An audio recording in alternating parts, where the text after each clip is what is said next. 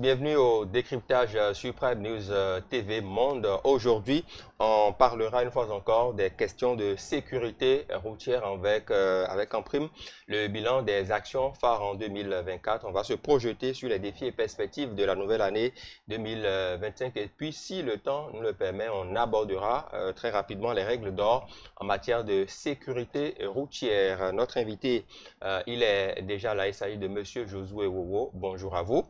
Bonjour, monsieur Amoa. Merci d'être là. Bonne année à vous. Meilleurs vœux pour 2025. Mes vœux réciproques Merci.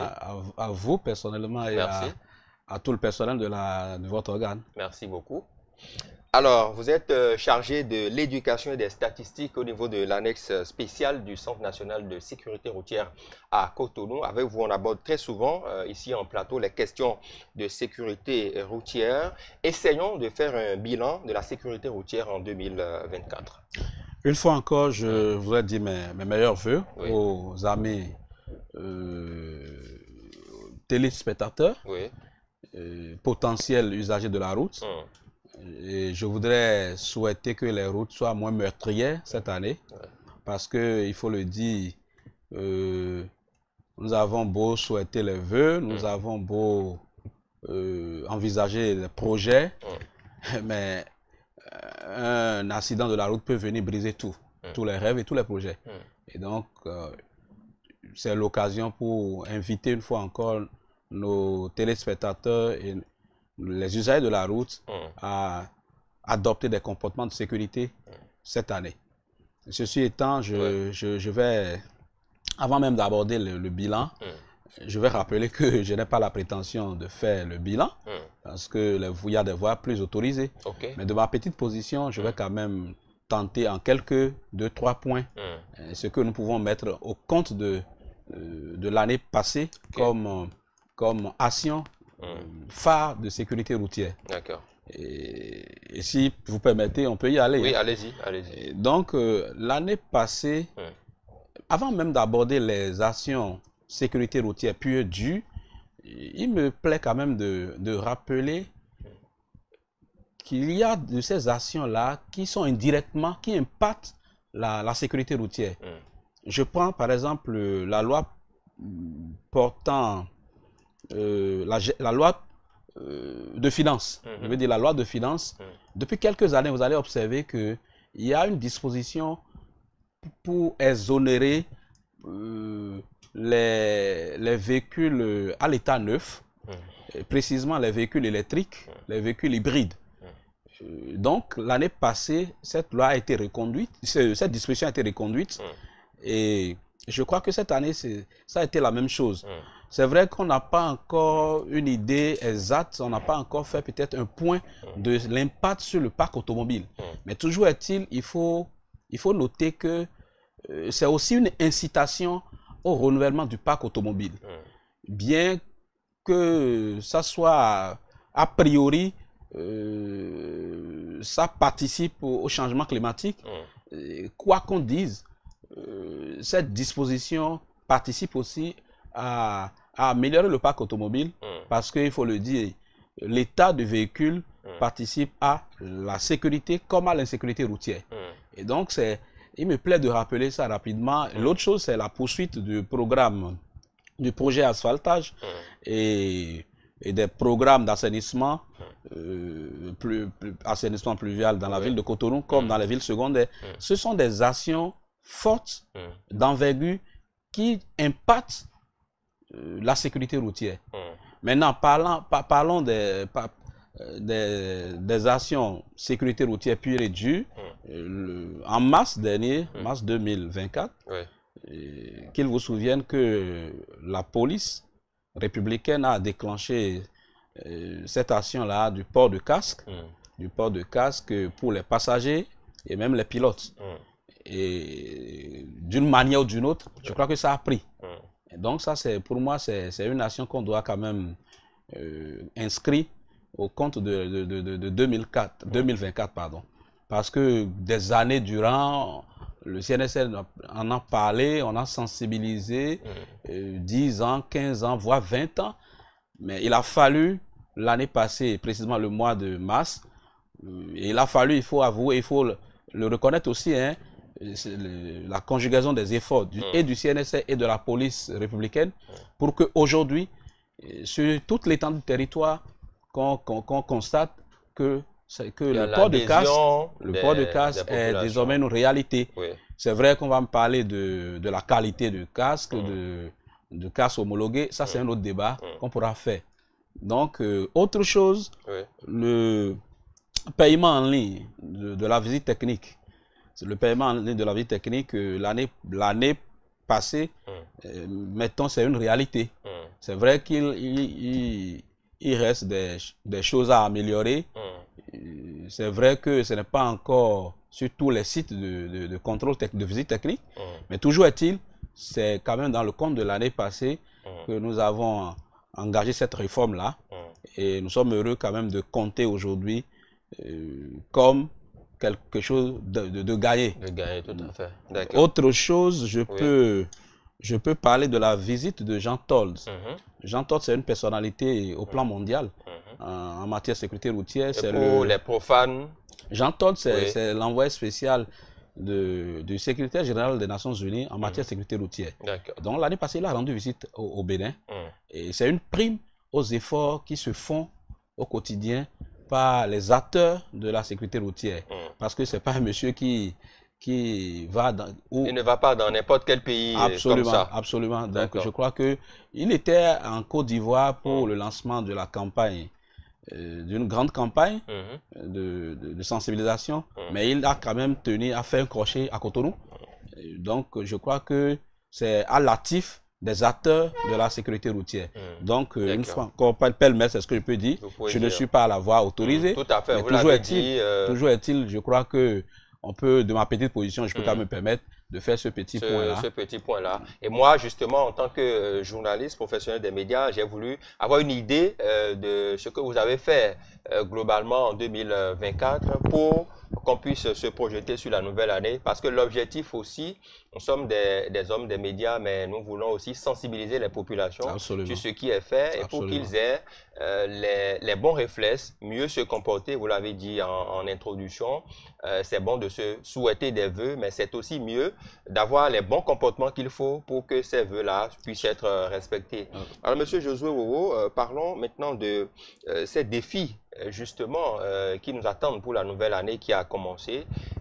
Quels sont ces grands défis-là auxquels nous pouvons être confrontés en tant qu'usagers de la route? Si vous permettez, avant même d'aborder les défis, c'est exprès que j'ai passé sous silence les actions au quotidien du CNSA. C'est exprès, parce que je me dis c'est notre quotidien. Ouais, le CNSA, chaque année, se dote quand même d'un plan de travail annuel. Et donc, nous sommes dans la communication, nous sommes dans l'éducation, dans la formation. Donc, pour moi, c'est un quotidien. Donc, c'est exprès que j'ai passé sous silence. Et l'autre chose, une fois encore, avec le temps, nous allons revenir sur le bilan en termes de statistiques, des tués et des blessés. Tout à fait. Et ça, je ne veux pas m'aventurer tout de suite sur ces chiffres-là parce que ça ne se fait pas aussi dans la précipitation. Maintenant, pour parler des défis dans un contexte, dans le contexte qui est le nôtre, je crois que la formation au code de la route, l'éducation à la sécurité routière, pour moi, est un grand défi. Un grand défi. Si nous sommes d'accord que les 2-3 roues à Cotonou, comme dans tout le pays, se font la part belle. Vous voyez, ils sont tellement nombreux, mais ils connaissent rien des règles élémentaires du code de la route. Pour moi, c'est un grand défi. Parce que tout part de là. Vous voyez, on va vous parler de l'excès de vitesse, on va vous parler de la surcharge, du téléphone au volant, du port de ceinture de sécurité, du port de casque, mais tout part de la formation. Vous voyez, pour moi, donc c'est un gros défi et nous devons nous engager à relever ce défi-là. Et si cette année, on peut, à la fin de l'année 2025, si on peut se réjouir de ce que les 2-3 roues, avant d'enfoucher sa moto, on peut exhiber le permis de conduire. Ouais, je crois que ce serait quelque chose de gagné.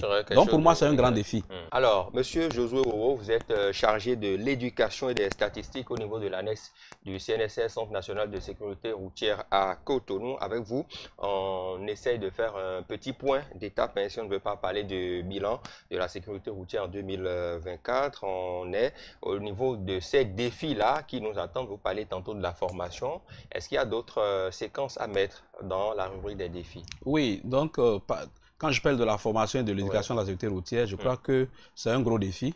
C'est un gros défi qu'on doit pouvoir relever. Oui. Et maintenant, l'autre chose, c'est l'excès de vitesse. Hein. C'est l'excès de vitesse parce que la vitesse excessive est le facteur aggravant de l'accident de la route. Et donc, nous devons nous engager aussi à réduire la vitesse, à respecter les limitations de vitesse. Et donc, je crois que c'est deux gros défis qu'on doit pouvoir quand même relever.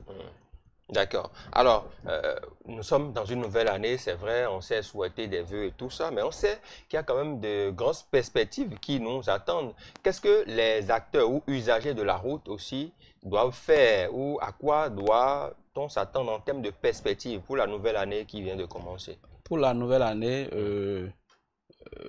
avant de parler des usagers, je vais déjà parler des acteurs majeurs, les décideurs, les institutionnels que nous sommes.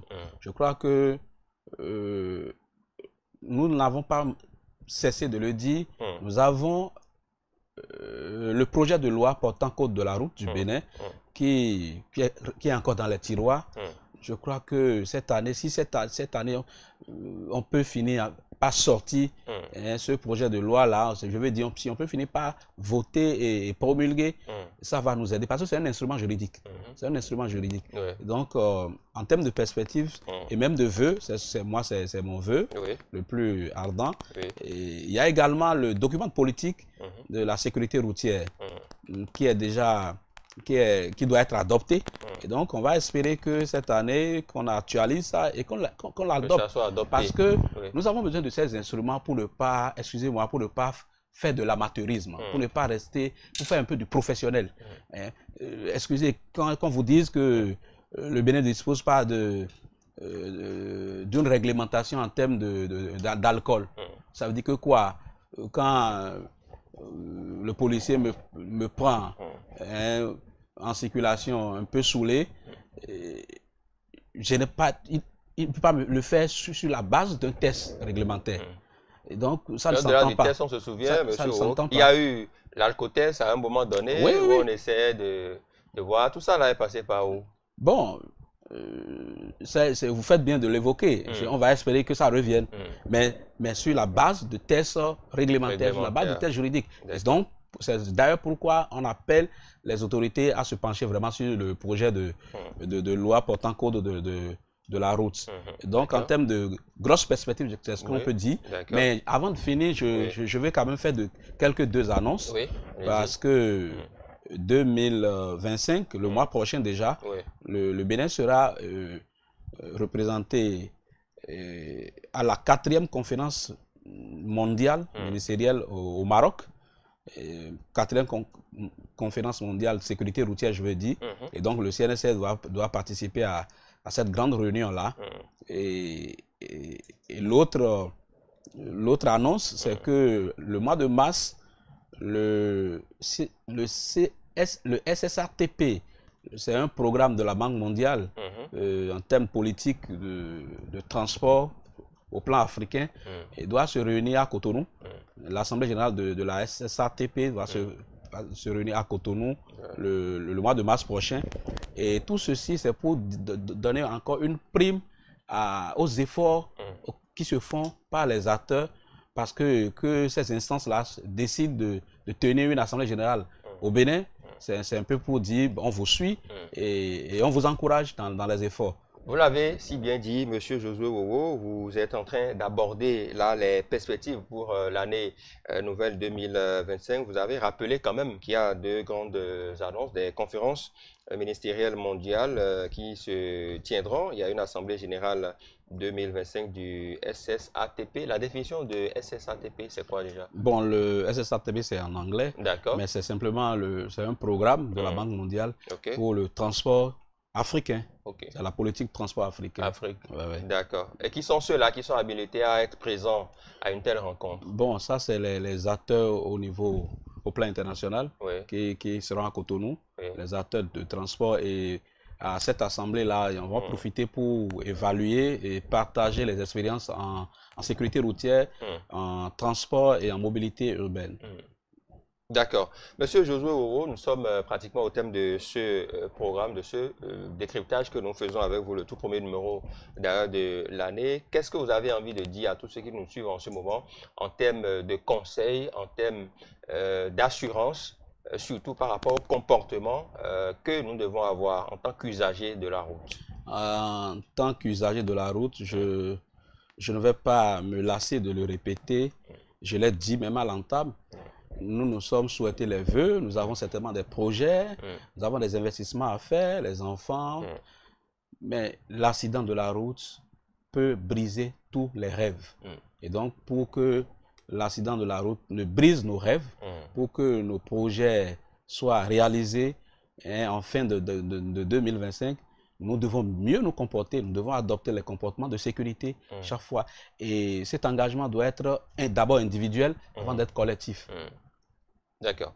Merci beaucoup. Je rappelle que vous êtes Monsieur Josué Wowo, chargé de l'éducation et des statistiques au niveau de l'ANES du centre de l'ANES spécial du Centre national de sécurité routière à Cotonou. Avec vous, on a essayé de passer en revue les actions, quelques actions phares de l'année 2024, les défis et perspectives, bien sûr. On reviendra sans nul doute sur les règles d'or à observer en matière de sécurité routière. Merci beaucoup pour votre disponibilité. Je vous dérange beaucoup et vous ne manquez pas de répondre à l'appel. Ça nous fait plaisir par ici. Merci beaucoup. Merci, c'est mon devoir. Merci à toutes les équipes en régie et de rédaction autour de ce programme. À bientôt.